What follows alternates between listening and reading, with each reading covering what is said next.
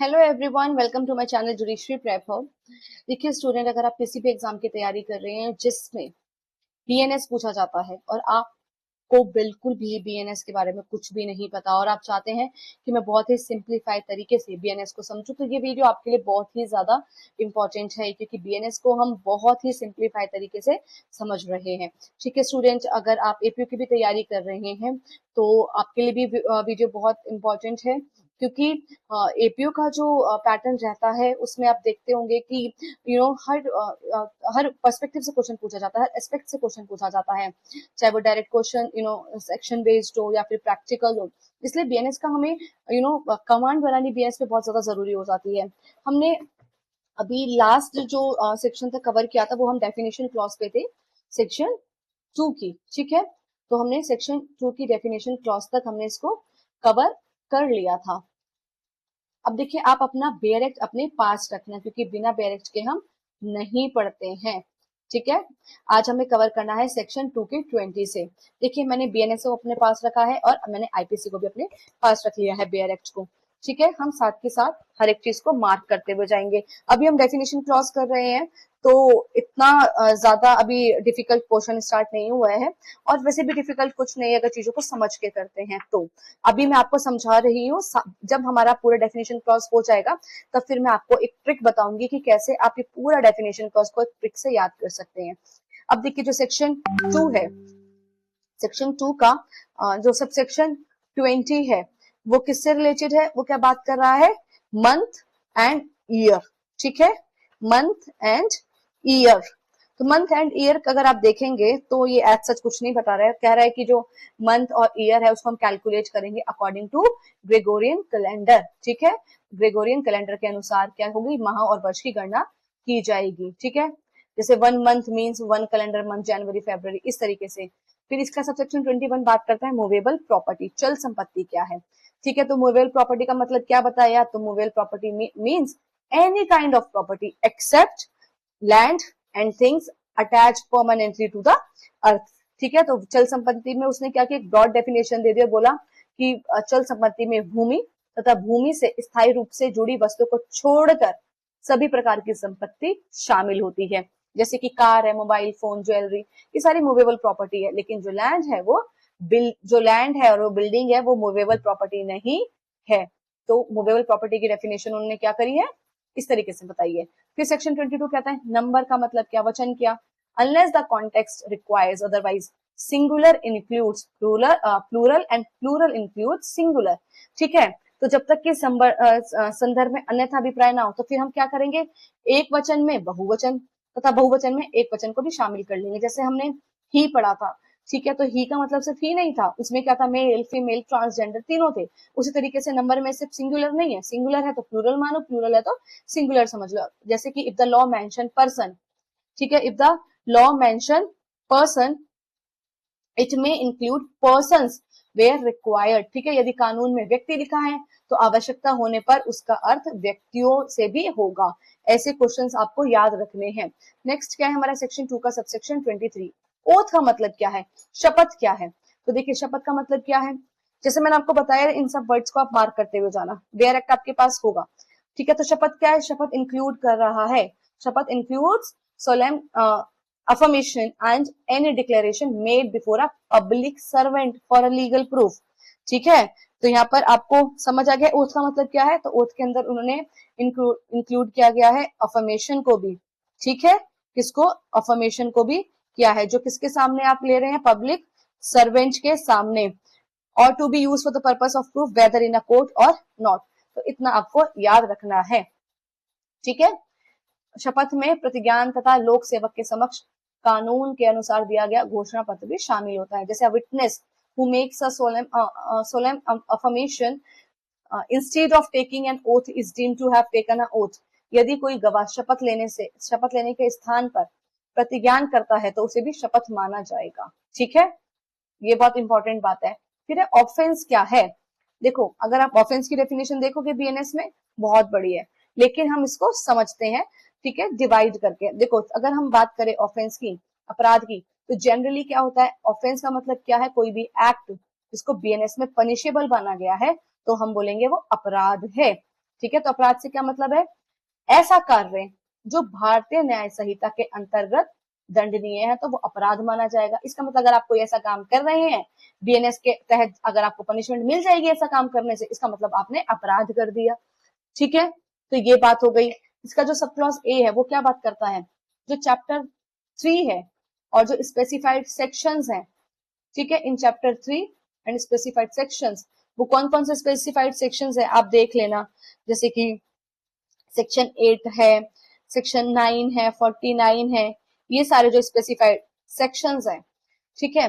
Offence includes act punishable under BNS, special laws and local laws, ठीक है। तो ये क्या कह रहा है, जो अध्याय 3 है तथा जो निर्दिष्ट धाराएं हैं, ये जो भी सारी धाराएं हैं, इसमें अपराध में बीएनएसएस भी है, विशेष विधि स्पेशल लॉ भी है तथा स्थानीय विधि के अंतर्गत दंडनीय कार्य भी शामिल है। इसमें तीनों ऐड किए गए हैं, बीएनएस भी, स्पेशल लॉ भी और लोकल लॉ भी, ठीक है। जैसे कि an offence under NDPS act और द राजस्थान एक्सरसाइज एक्ट में also be treated as an offence in this provision, ठीक है। तो जो एनडीपीएस का एक्ट है या राजस्थानी आबकारी अधिनियम के अंतर्गत अपराध भी इन धाराओं में अपराध माने जा सकते हैं। ये बहुत ही इंपॉर्टेंट बात है, ठीक है, इसको आपको याद रखना है। ये बहुत इंपॉर्टेंट बात है जो आपको याद रखनी है, ठीक है। ये एग्जांपल है बेसिकली। बी क्लॉज कह रहा है इन द स्पेसिफाइड सेक्शन, जो हमने भी स्पेसिफाइड सेक्शन पढ़े, अब क्लॉज बी के स्पेसिफाइड सेक्शन 253, 249 और ये 329, ये जो स्पेसिफाइड सेक्शन है, an act under a special law और local law is an offence only if it is punishable with imprisonment of 6 month और मोर विद और विदाउट फाइन। ये बहुत ही इंपॉर्टेंट लाइन है। और आपको मैं बात बता देती हूँ, आजकल ना क्वेश्चन उन्हीं पोर्शन से बनते हैं जिसको हम नेग्लेक्ट कर देते हैं, छोड़ देते हैं। अब ये सारे पॉइंट्स कोई नहीं पढ़ के जाएगा, उनको लगेगा भी नहीं है इंपॉर्टेंट है, लेकिन ये बहुत टेक्निकल एस्पेक्ट है, इसको समझना भी बहुत ज्यादा इंपॉर्टेंट है। क्वेश्चन यहाँ से ही बनेगा आपका। ये सेक्शन कह रहा है, जो सेक्शन 24 ऑफेंस को बता रहा है, दो क्लॉज थे इसमें, ए और बी। ए क्लॉज ने बोला कि अगर आप स्पेशल लॉ, लोकल लॉ में अगर आपका जो ऑफेंस बन रहा है तो वो यहाँ से भी दंडित हो सकता है बीएनएस में। लेकिन ये कह रहा है कि ये जो धाराएं हैं, जो भी निर्दिष्ट धाराएं हैं, जो भी सेक्शंस हैं, उसमें निर्दिष्ट धाराओं में विशेष ये स्थानीय विधि के अंतर्गत किया गया कार्य तभी अपराध माना जाएगा जब उसके लिए 6 माह या उससे अधिक के कारावास का प्रावधान हो, चाहे जुर्माना हो या नहीं हो, ठीक है। समझ आ रहा है, कब अपराध माना जाएगा, निर्दिष्ट धाराओं में, ठीक है, विशेष या स्थानीय विधि के अंतर्गत किया गया कार्य तभी अपराध माना जाएगा जब 6 महीने या उससे अधिक का कारावास हो। तो याद रखना, अगर सेक्शन 253 है, 329 है, 249 है, 239 है, ठीक है, तो ऑफेंस हम उसको तभी मानेंगे, ठीक है, जब 6 महीने से ज्यादा की इम्प्रिजनमेंट हो। Example, if a special law prescribe imprisonment of 1 year for an act, it will be treated as an offence under this provision, ठीक है। यदि किसी विशेष कानून में किसी कार्य के लिए 1 वर्ष के कारावास का प्रावधान है तो वह इन धाराओं के अंतर्गत अपराध माना जाएगा। ये दोनों पॉइंट बहुत इंपॉर्टेंट है, ठीक है। ये यहाँ पे सिंपल सी बात बताई गई। पहले चैप्टर 3 की बात हो रही है तो 6 महीने का प्रावधान की बात नहीं की गई है, डायरेक्ट इस एक्ट के अंदर आप उसको पनिशेबल भी कर सकते हैं। लेकिन जहां पर क्या बोला गया है, ये वाले सेक्शन जो कुछ स्पेसिफाइड सेक्शन किए गए हैं, 239 और ये 249, 253, ये वाले सेक्शन है, तो फिर वो तभी पनिशेबल होगा जब 6 महीने से ज्यादा की सजा है उस, ठीक है, एक्ट में। अब देखिए ये कुछ कीवर्ड्स हैं, अगर आप जेडीजेल एग्जाम की तैयारी कर रहे हैं, एपीओ एग्जाम की तैयारी कर रहे हैं, आरजेएस की तैयारी कर रहे हैं, उसमें बीएनएस पूछा जाता है, तो आप ये कीवर्ड्स याद रखेंगे तो आपका प्री पॉइंट ऑफ व्यू से तो बहुत स्ट्रांग हो रहा है। साथ के साथ जैसे मैं आपको पढ़ा रही हूँ तो आपका मीन्स भी स्ट्रांग हो रहा है, तो दोनों चीजें साथ में लेके चल रहे हैं। अगर आप ये नोट्स इस तरीके से लिखते जाएंगे ना तो भी आपका क्या होगा, एग्जाम अच्छे से क्वालिफाई हो सकता है। और जब एक बार ये सेक्शन 2 कवर हो जाएगा ना, तो जो सेक्शन 2 से रिलेटेड और जो सेक्शन 1 से रिलेटेड जो भी इंपॉर्टेंट केस लॉज होंगे, फिर मैं आपको वो साथ के साथ कवर करा दूंगी। अब देखिए सेक्शन 2 का 17, लाइफ का मतलब क्या था, बीएनएस की बात कर रही हूँ, तो जो बीएनएस में लाइफ का मतलब क्या, ह्यूमन लाइफ। लोकल लॉ का मतलब क्या, जो पर्टिकुलर इंडिया के पार्ट पर अप्लाई होगा कोई लॉ, वो लोकल लॉ है। मैन का मतलब क्या है, मेल ह्यूमन बींग। मेल में हमने क्या क्या पढ़ लिया था, ठीक है, मेल में अगर हमने जो ही, चलो वो आगे भी है, जो मंथ एंड ईयर है वो कैसे चलेगा, ग्रेगोरियन कैलेंडर के अनुसार चलेगा। मूवेबल प्रॉपर्टी में क्या है, सब मूवेबल है एक्सेप्ट लैंड। नंबर में हमने सिंगुलर और प्लूरल दोनों ऐड किया था। ओथ में हमने एफर्मेशन को भी इंक्लूड कर लिया था। ऑफेंस में हमने बीएनएस भी पढ़ा, स्पेशल लॉ और लोकल लॉ भी, स्पेसिफाइड केसेस भी देखे। तो ये हमारा बहुत अच्छे से हमने कीवर्ड्स पढ़ लिए। अब आ जाइए सेक्शन 2 का सबसेक्शन 25, ओमिशन किससे रिलेटेड है।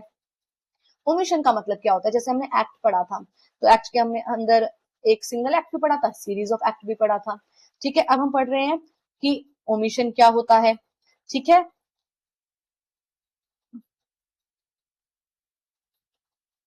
ओमिशन क्या होता है, तो सिंपल वही बात है, सिंगल ओमिशन को भी हम ओमिशन बोलेंगे और सीरीज ऑफ ओमिशंस हुए हैं तो उसको भी हम ओमिशंस बोलेंगे। एक, ठीक है, एक अगर चूक हुई है तो उसको भी हम लोप बोलेंगे, और एक से ज्यादा चूक हुई है तो हम उसको भी लोप ही बोलेंगे। जैसे कि पुलिस ऑफिसर लीगली बाउंड है एफआईआर को रजिस्टर करने के लिए कॉग्निजेबल ऑफेंस में। ठीक है, ये बात तो आप सबको पता है ना, जो पुलिस अधिकारी होता है वो संज्ञेय अपराध में एफआईआर दर्ज करने के लिए विधि रूप से बाध्य होता है, लेकिन वो डेलिबरेटली क्या करता है, रिफ्यूज टू डू सो, वो फिर भी जानबूझकर एफआईआर दर्ज नहीं करता है। तो ये क्या है, this is a single omission, ये एक लोप है। लेकिन अगर वो पुलिस ऑफिसर बार बार एफआईआर को दर्ज करने से क्या कर रहा है, रिफ्यूज कर रहा है अलग अलग केसेस में, तो ये सीरीज ऑफ ओमिशन हो जाएंगे। ठीक है, ये लोपों की श्रृंखला हो जाएगी। तो ये बात आपको समझ आ गई। सेक्शन 2 का सबसेक्शन 26 बात करता है व्यक्ति कौन है। अब हम पर्सन किसको बोलेंगे, तो देखो उसने बोला हम पर्सन में, हम पर्सन तो है ही और साथ के साथ हम इंक्लूड कर रहे हैं अगर कोई इंडिविजुअल है, कोई इंडिविजुअल है वो भी पर्सन है। व्यक्ति में कोई व्यक्ति तो आ ही रहा है, कंपनी भी, अगर कोई कंपनी है तो हम बोलेंगे वो भी व्यक्ति है। एसोसिएशन, ठीक है, या फिर बॉडी ऑफ पर्सन है, ठीक है, संघ है या व्यक्तियों का समूह, तो हम बोलेंगे कि वो भी क्या है, वो भी व्यक्ति है, चाहे वो इनकॉर्पोरेटेड है या नहीं है, चाहे वो क्या है, पंजीकृत है या नहीं है, ये सब व्यक्ति हैं। Company, body of person, individual. ठीक है, example, if a company manufacture counterfeit currency और commit an environmental offence, the company is treated as a person under law. क्योंकि हम फिर लायबल किसको ठहराएंगे और हम कंपनी को पर्सन नहीं मानेंगे।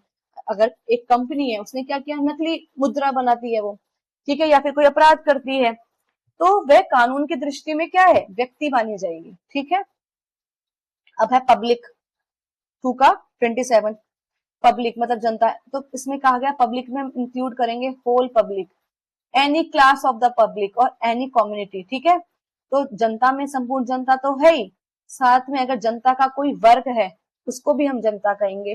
ठीक है, या फिर कोई समुदाय है तो उसको भी हम जनता कहेंगे, पब्लिक कहेंगे। जैसे कि throwing explosive material in a crowded market endangers the public even if only one section of the public is affected।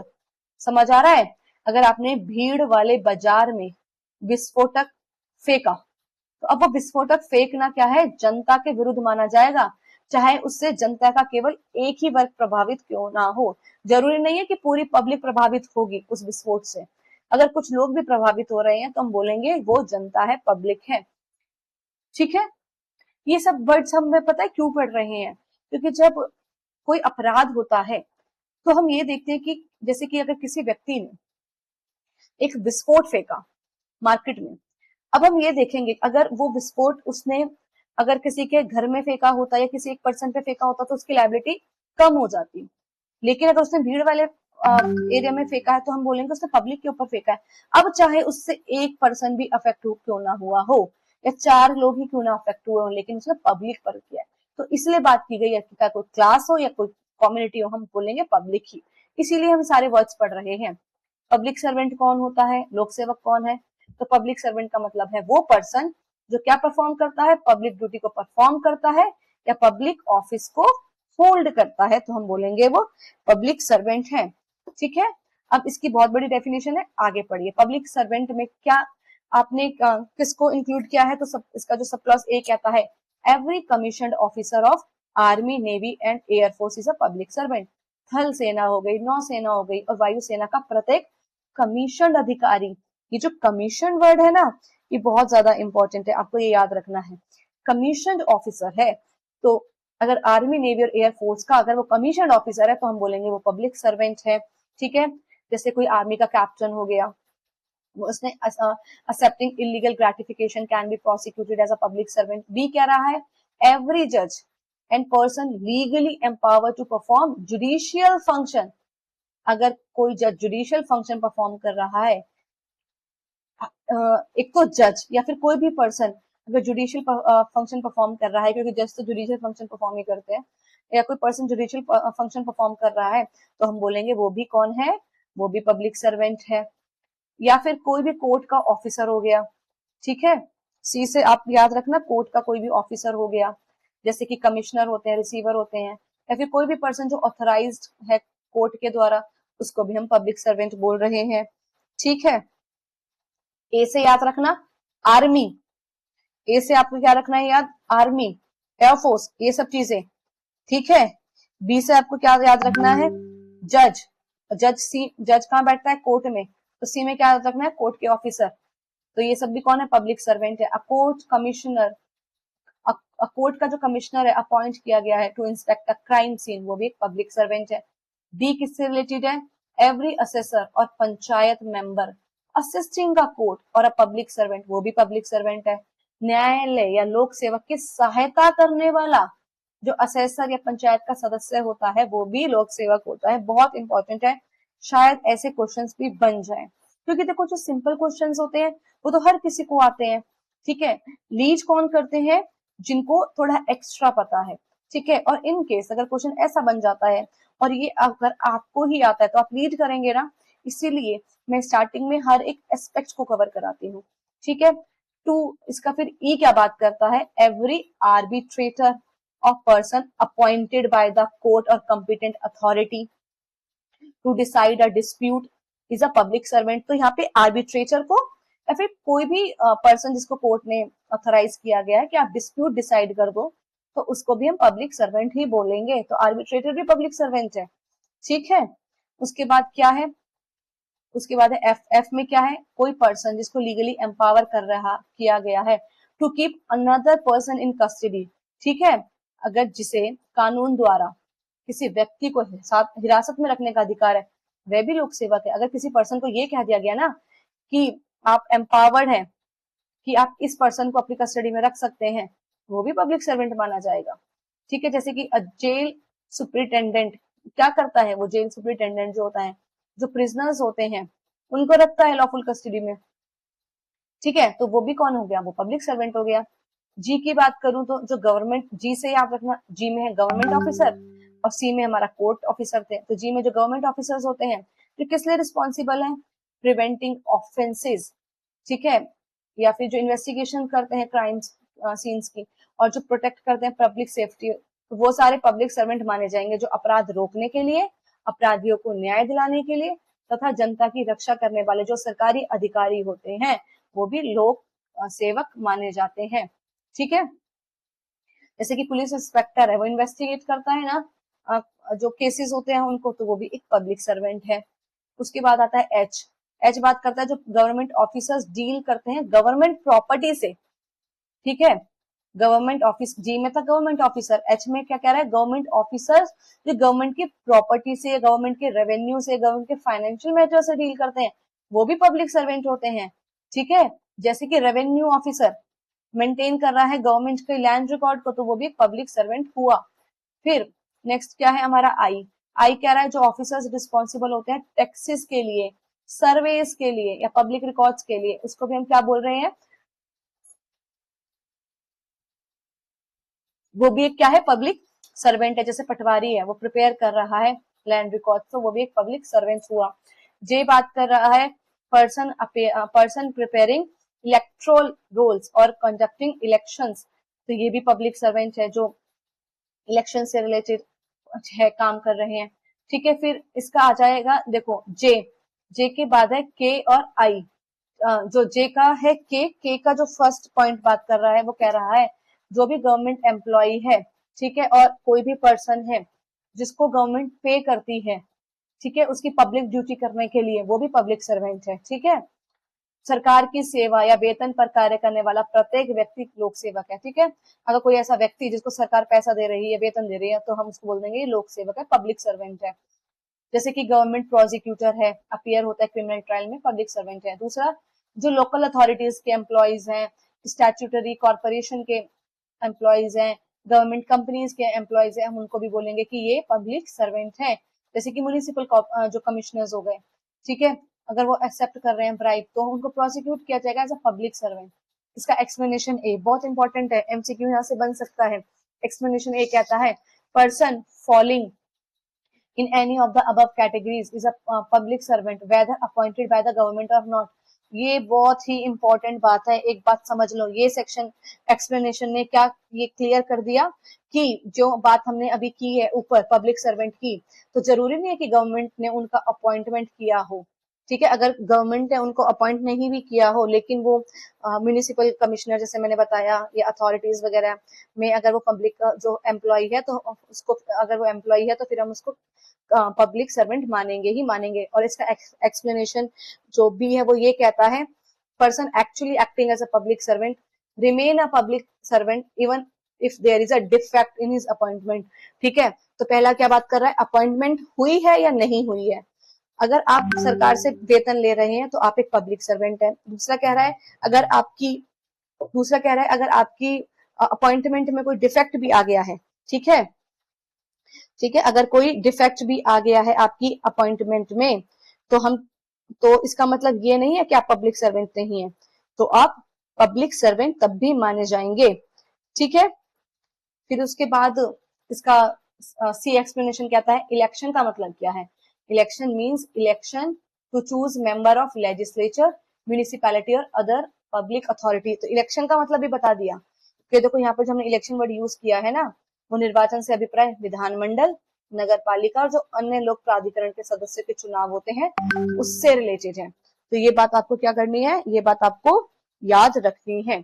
ठीक है, उसके बाद है हमारा सबसेक्शन 29, रीजन टू बिलीव करने का मतलब क्या होता है। क्योंकि जब आप आगे ऑफेंसेस पढ़ेंगे तो आपको जब कोई व्यक्ति ऑफेंस करेगा तो उसका इंटेंशन देखा जाता है, तो देखा जाता है क्या उसके पास नॉलेज थी या नहीं, क्या उसके पास रीजन टू बिलीव था, मतलब उसके पास ये विश्वास करने का कारण था कि अगर मैंने ऐसा काम किया तो इसको चोट लग जाएगी। तो ये रीजन टू बिलीव का मतलब क्या है, तो मतलब हम कब मानेंगे कि ये विश्वास करने का कारण रीजन टू बिलीव है। तो a person has reason to believe when there is a sufficient cause to believe a fact. Simple सी बात की गई है, विश्वास करने का कारण तब माना जाता है जब किसी तथ्य पर विश्वास करने का पर्याप्त आधार हो। ठीक है, जैसे कि a buys a motorcycle without document at a very low price, तो उसको रीजन टू बिलीव है ना कि स्टोलन प्रॉपर्टी है, उसके पास ये विश्वास करने का कारण है ना, उसे क्या, उसको पता है ना कि विश्वास करने का कारण है ना कि चोरी की संपत्ति है। तो जब उसको पुलिस पकड़ेगी कि तुम्हारे पास ये मोटरसाइकिल कहाँ से आई, और वो ये कहे कि मुझे तो नहीं पता था, तो पुलिस कहेगी ना कि तुम्हारे पास रीजन टू बिलीव तो था ना, विश्वास करने का कारण तो था ना कि आपको बिना कागजों के, ठीक है, ये मोटरसाइकिल मिल रही है और इतने कम कीमत पे मिल रही है, तो ये चोरी की हो सकती है। ये आपको पता था ना, ये आपके पास विश्वास करने का कारण था ना। तो बेसिकली विश्वास करने का कारण को जो डिफाइन किया गया वो इतना ही बताया गया कि जब आपके पास सफिशिएंट कॉज है, ये किसी भी फैक्ट को बिलीव करने का सफिशिएंट कॉज है, तो हम मान लेंगे वो रीजन टू बिलीव है। ठीक है, तो रीजन टू बिलीव में आपको क्या मार्क करना है, सफिशिएंट कॉज टू बिलीव। ठीक है, देखो जिस तरीके से मैं आपको एग्जाम्पल के साथ बता रही हूँ, ट्रस्ट मी, इससे बेटर आप नहीं समझ सकते। बोलते ना स्पून फीडिंग, जब एक छोटा बच्चा होता है तो उसको स्पून से फीड कराया जाता है ताकि उसको सारी चीजें, मतलब वो लर्निंग प्रोसेस में होता है, एक बेसिक से चीजें स्टार्ट कराई जाती है। मैं आपको अभी बीएनएस वैसे ही पढ़ा रही हूँ, और मैं आपको एक बात बता देती हूँ, हमेशा लॉ को सिंप्लीफाई तरीके से पढ़ना चाहिए, कॉम्प्लिकेट करने से कोई फायदा नहीं है। क्योंकि जब आपके प्रैक्टिकल क्वेश्चन बनेंगे ना, तब आपका यही माइंड अप्लाई होगा। क्योंकि अब वो टाइम गया जब आपसे कोई भी क्वेश्चन ऐसे पूछ लिया जाता था, पता है ना कितना टफ क्वेश्चन पूछा जाता है, और आपका प्रैक्टिकल अप्रोच उस पर जो है अप्लाई की जाती है, प्रैक्टिकल क्वेश्चन पूछे जाते हैं, कॉन्सेप्चुअल क्वेश्चन पूछे जाते हैं। आप उसको तभी तो सॉल्व कर पाएंगे जब आपको खुद पता हो। तो इसी तरीके से मैं आपको ऐसा पढ़ा रही हूँ। ठीक है, बैचेस में भी इस तरीके से नहीं पढ़ाया जाता है। ठीक है, बैचेस में भी इतनी बेसिक अंडरस्टैंडिंग के साथ नहीं पढ़ाया जाता है। फिर भी मैं अगर आपको करा रही हूँ, ठीक है, एक रिस्पॉन्सिबिलिटी ले रही हूँ, तो मेरे से ज्यादा आपकी रिस्पॉन्सिबिलिटी होती है इसको अच्छे से पढ़ना। ठीक है, और अगर आप ये नोट्स लेना चाहते हैं तो आप इन नोट्स को भी परचेज कर सकते हैं। नेक्स्ट 2 का 30 स्पेशल लॉ, विशेष विधि के बारे में बात करते हैं। स्पेशल लॉ का क्या मतलब है, special law is applicable to a particular subject, जैसे पॉक्सो वगैरह होते हैं ना, पॉक्सो हो गया, डीबी एक्ट हो गया, ये एक स्पेशल लॉ है, ये पर्टिकुलर सब्जेक्ट पर अप्लाई होता है। लोकल लॉ कौन से होते हैं, ये पर्टिकुलर इंडिया के पार्ट पर अप्लाई होते हैं, जैसे राजस्थान एक्साइज एक्ट हो गया। इस तरीके से आपको याद रखना है। तो विशेष विधि वह कानून होता है जो किसी विशेष विषय पर लागू होता है, ठीक है। जैसे कि एनडीपीएस एक्ट हो गया, वो स्पेसिफिकली किससे डील करता है, वो नार्कोटिक ऑफेंसेस से डील करता है, इसलिए वो क्या है, स्पेशल लॉ है, मादक पदार्थों से संबंधित अपराधों पर लागू होता है, इसलिए विशेष कानून है, ठीक है। तो अभी के लिए अभी हम इतना ही रखते हैं, ठीक है। नेक्स्ट हम कवर करेंगे सेक्शन 2 का सबसेक्शन 31 से। अगर आपको इस तरीके से समझ आ रहा है, ठीक है, आपकी अंडरस्टैंडिंग और अच्छी हो रही है, आप बेयर एक्ट पर कमांड कर पा रहे हैं, आपको लॉ पर कमांड अच्छे से हो रहा है, ठीक है, तो आप इस चैनल को जरूर सब्सक्राइब कीजिएगा, ठीक है। और एक अच्छा सा कमेंट जरूर ड्रॉप कीजिएगा कि आपको चीजों को समझ आ रहा है, और आप बता भी सकते हैं कि क्या क्या चीजें हम इसमें ऐड ऑन कर सकते हैं। और अगर चैनल पर नए हैं तो चैनल को सब्सक्राइब जरूर कर लीजिएगा। So that's all for today, bye bye, take care.